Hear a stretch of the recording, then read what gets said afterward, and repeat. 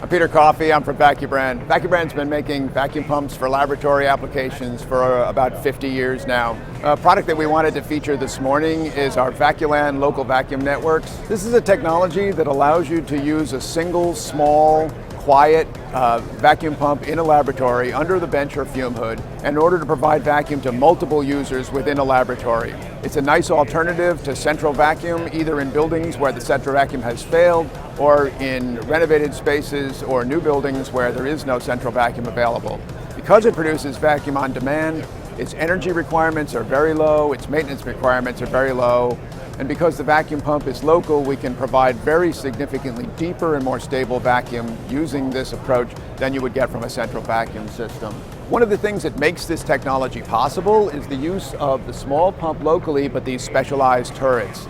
The turrets each include a check valve, and with the check valve in there, it enables us to control the flow from one valve to another, thereby preventing the interference that can happen when someone opens a port near where you're working and you see a large pressure spike, a loss of vacuum that can affect your operations. So to demonstrate this, what we're doing is we're removing the check valve, and then we will open the adjacent turret and show you the pressure response.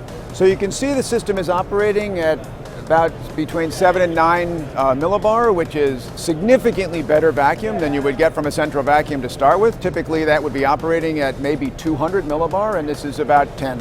When we open this valve, you'll see that the pressure in the system overall will jump to the point where you have lost virtually all of the vacuum except for just a little pumping because we have introduced a large leak. And then when you close the valve, the vacuum is restored, the pressure drops down, and you get a vacuum condition once again. This kind of instability in the vacuum level can cause great problems in your vacuum applications.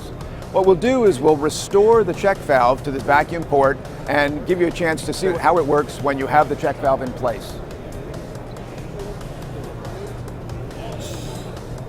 So we've now replaced the check valve, and you can see that the system is operating in the 3 to 4 millibar range.